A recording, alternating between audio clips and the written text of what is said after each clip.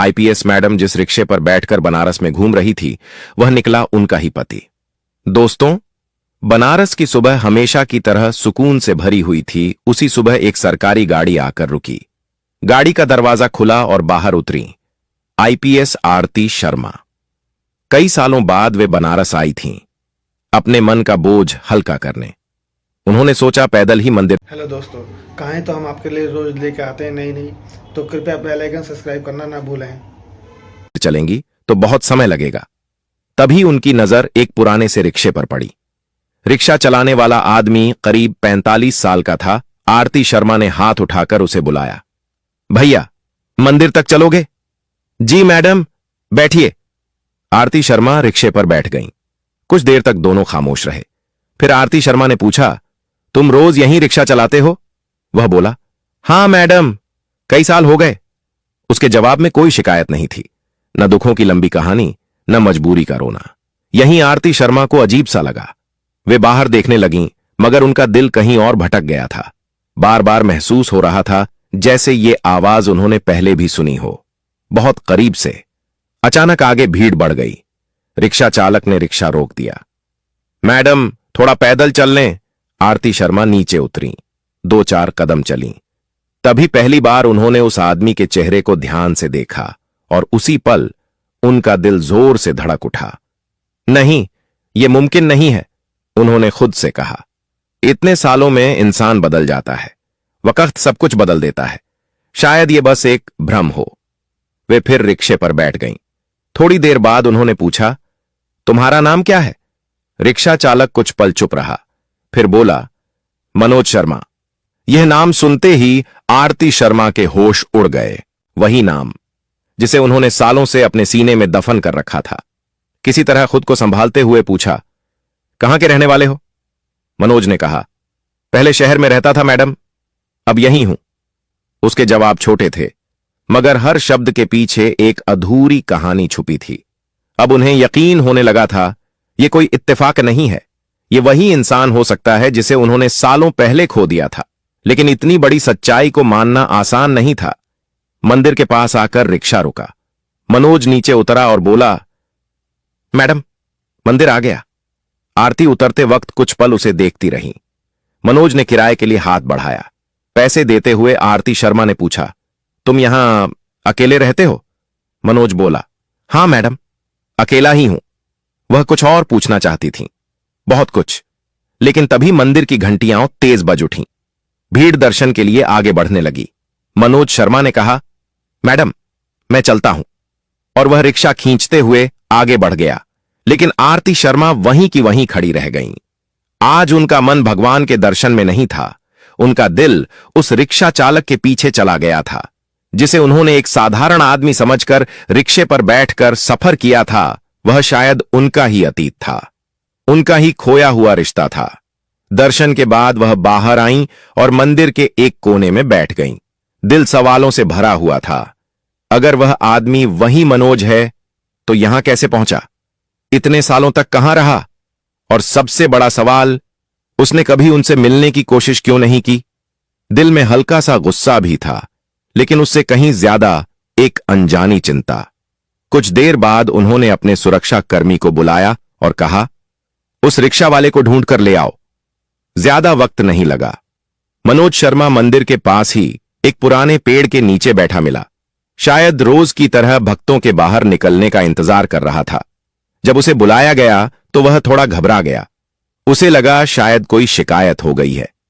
उसने सिर झुकाकर कहा, मैडम, कोई गलती हो गई क्या? आरती शर्मा ने पहली बार उसके सामने अपनी आवाज नरम रखी। नहीं, कोई गलती नहीं है, बस तुमसे कुछ बात करनी है। मनोज सोच भी नहीं सकता था कि इतनी बड़ी अफसर उसके साथ यूं बैठकर बात करेंगी। दोनों पास की सीढ़ियों पर बैठ गए। कुछ पल खामोशी रही। फिर आरती शर्मा ने धीरे से पूछा, तुम यहां कब से हो? लगभग 7 साल हो गए मैडम। 7 साल। यह सुनते ही आरती शर्मा की आंखें भर आईं। ठीक वही वक्त जब मनोज अचानक उनकी जिंदगी से गायब हो गया था। उन्होंने खुद को संभालते हुए पूछा, इससे पहले क्या करते थे? जो सामने आ गया वही करता रहा मैडम। जवाब छोटा था, लेकिन दर्द बहुत बड़ा। अब आरती शर्मा का दिल मान चुका था। सामने बैठा आदमी वही मनोज है, उनका पति।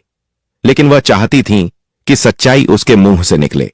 उन्होंने सीधा सवाल किया, मनोज, तुम भागे क्यों थे? यह सुनते ही मनोज जैसे पत्थर का हो गया। उसने इधर उधर देखा, जैसे कोई सुन तो नहीं रहा। मैडम, मैं भागा नहीं था, मुझे मजबूर किया गया था। किसने मजबूर किया और क्यों?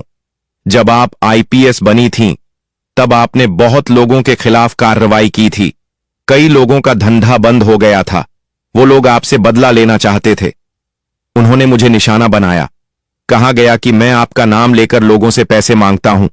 फर्जी शिकायतें करवाई गईं, नकली वीडियो और फोटो बनाए गए। धीरे धीरे बात फैल गई कि आईपीएस का पति ही ठीक आदमी नहीं है। लेकिन तुमने मुझे बताया क्यों नहीं? बताने आया था मैडम, मगर आपके ऑफिस के कुछ लोगों ने कहा अगर मैं आपके पास आया तो मामला और बिगड़ जाएगा।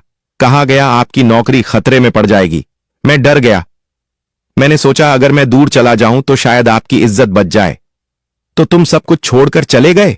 मनोज ने सिर हां में हिला दिया। मेरे पास न घर था न पहचान। जहां गया लोग कहते आईपीएस का पति है, जरूर गड़बड़ करेगा। आखिरकार बनारस आ गया।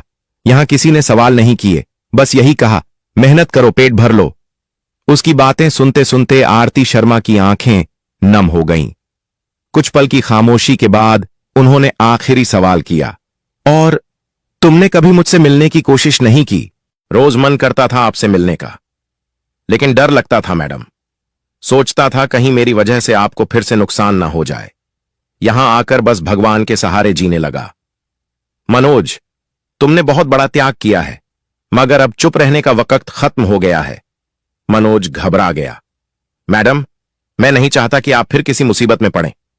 आरती शर्मा ने पहली बार पूरे यकीन के साथ कहा, अब मैं अकेली नहीं हूं, और जिन लोगों ने यह सब किया है उन्हें उनकी सजा जरूर मिलेगी। यह सुनकर मनोज की आंखों में डर और उम्मीद दोनों एक साथ उतर आए। क्या सच में अब कुछ बदल सकता है? अब सच्चाई बाहर आएगी। जो लोग समझते थे कि तुम्हें तोड़कर मुझे भी तोड़ देंगे, वो बहुत गलत थे। उसी रात आरती शर्मा ने उससे साफ कहा, अभी किसी को कुछ नहीं बताना है। अभी तुम सिर्फ मनोज नहीं हो, तुम मेरे पति हो। लेकिन दुनिया के लिए फिलहाल तुम वही रहोगे जो आज हो। हर कदम सोच समझकर उठाना होगा। अगली सुबह बहुत जल्दी आरती शर्मा की नींद खुल गई। मंदिरों के कपाट खुल रहे थे, साधु संत गंगा स्नान को जा रहे थे। बनारस की हवा में वही पुरानी शांति थी, लेकिन उनके दिल में अब तूफान उठ चुका था।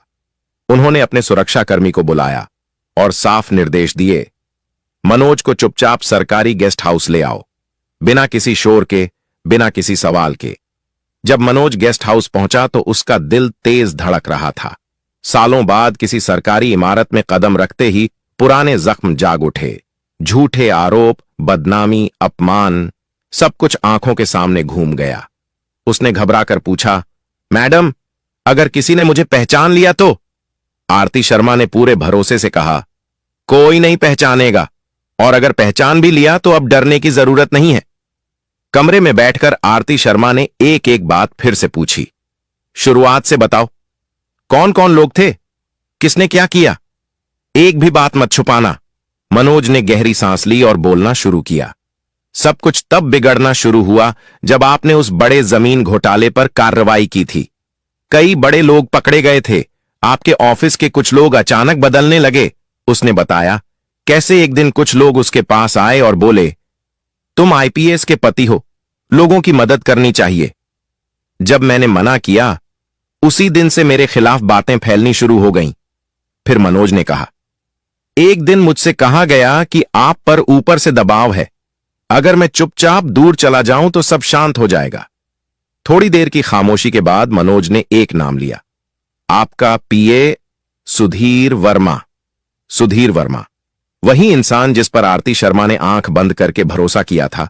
आरती शर्मा ने फौरन अपना लैपटॉप और फाइलें मंगवाईं। पुराने मामलों को खोलकर देखने लगीं। मनोज जो जो बता रहा था, हर बात फाइलों से मेल खा रही थी। जिन दिनों मनोज पर इल्जाम लगे थे, उन्हीं दिनों कई बड़े मामलों की जांच जानबूझकर धीमी कर दी गई थी।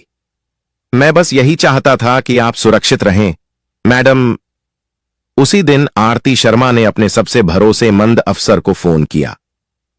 मुझे 7 साल पुराने कुछ केस की पूरी फाइलें चाहिए, बिना किसी को बताए। शाम होते होते वे फाइलें उनके सामने थीं और हर पन्ने के साथ सच्चाई अब और साफ होती जा रही थी।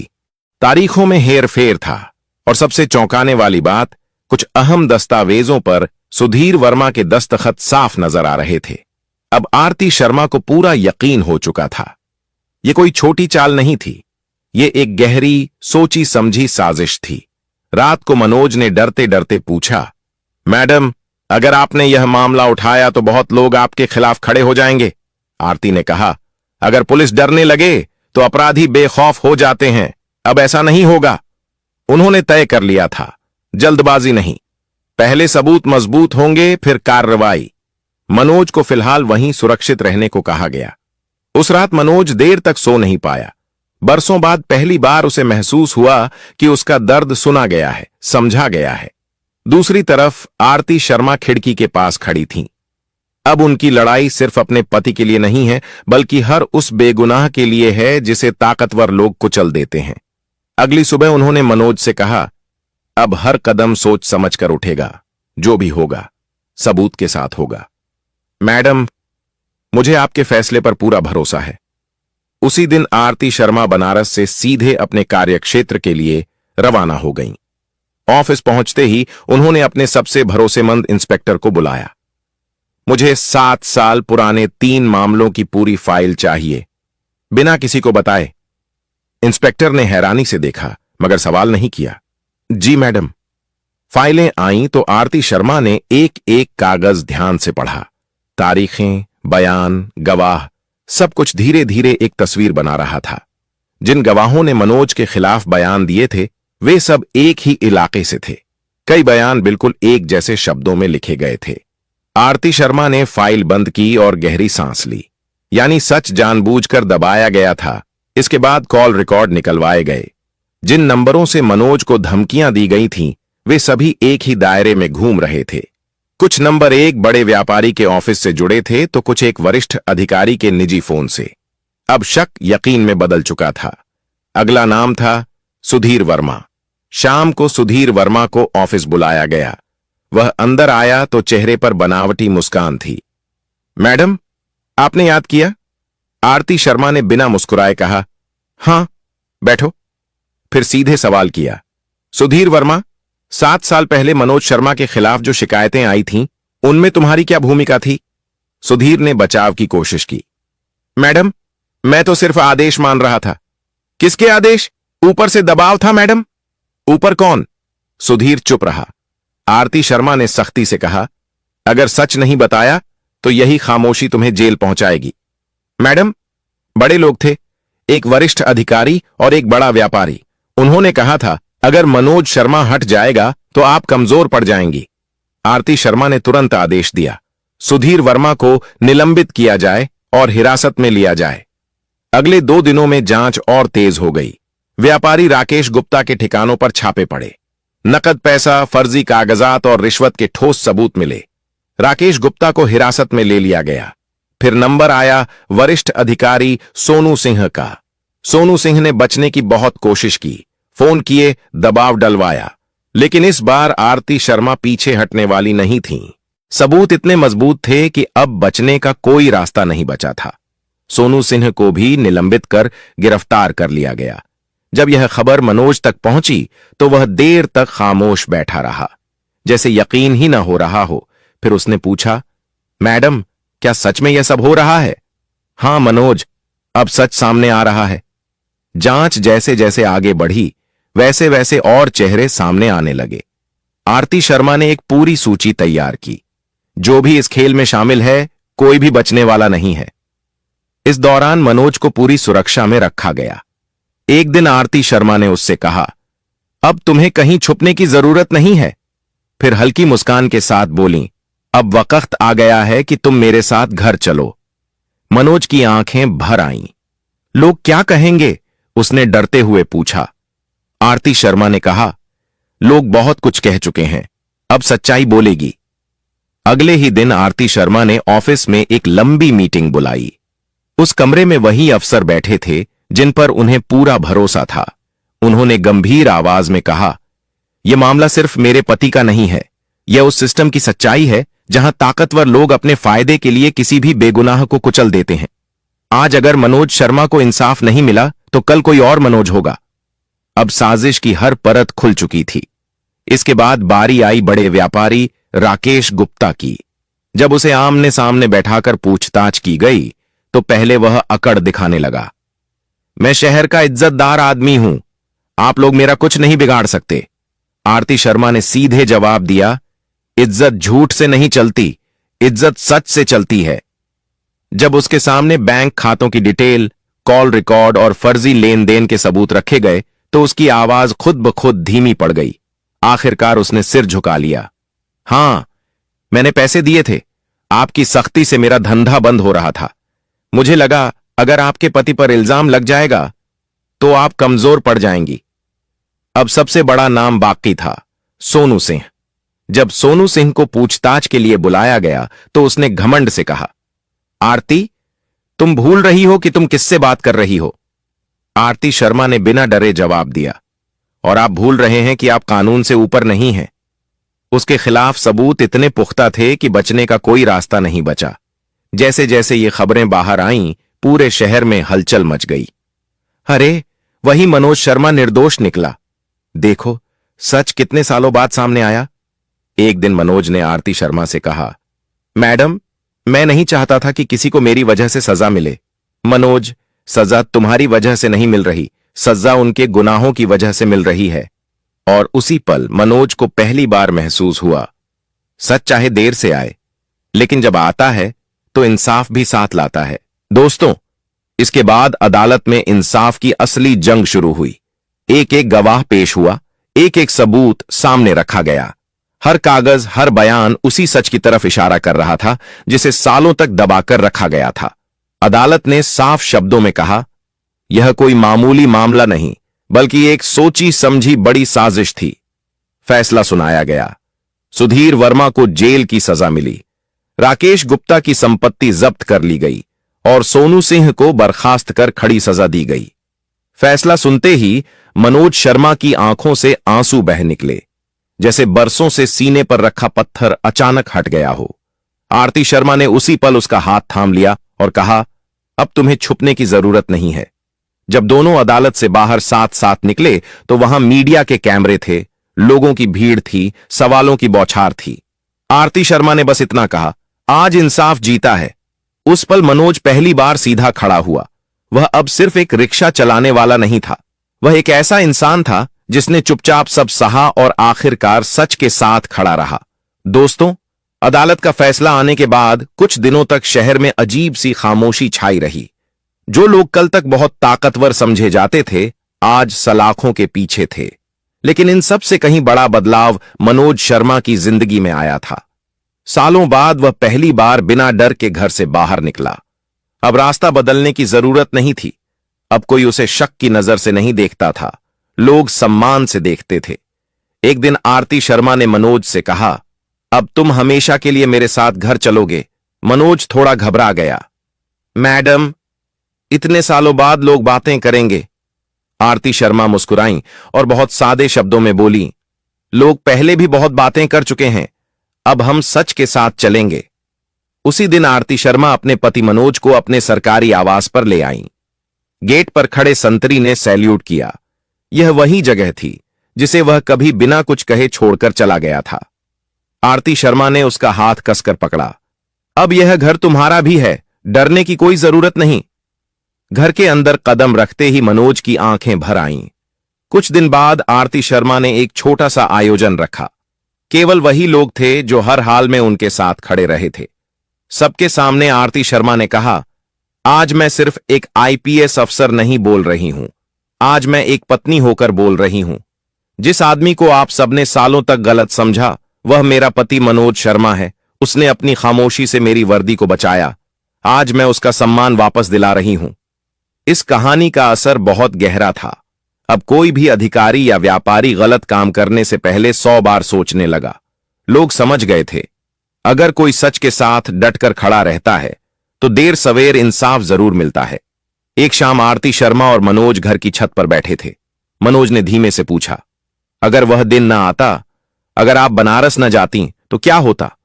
आरती शर्मा कुछ पल चुप रहीं, फिर बोली, शायद सच फिर भी बाहर आता, मगर भगवान ने हमें खुद मिलवा दिया।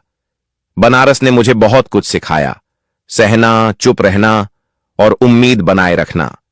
फिर मुस्कुराते हुए बोली, और मुझे यह भी सिखाया कि इंसाफ सिर्फ फाइलों में नहीं, रिश्तों में भी होता है।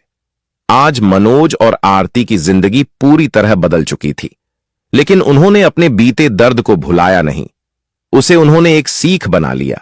इस कहानी का अंत एक सुकून भरे यकीन के साथ हुआ कि सच को दबाया जा सकता है, झुकाया जा सकता है, मगर कभी खत्म नहीं किया जा सकता। यह कहानी हमें सोचने पर मजबूर करती है कि हम इंसान होकर भी कितनी बार इंसानियत भूल जाते हैं। मिलते हैं अगली कहानी में। आप सभी का दिल से बहुत बहुत धन्यवाद।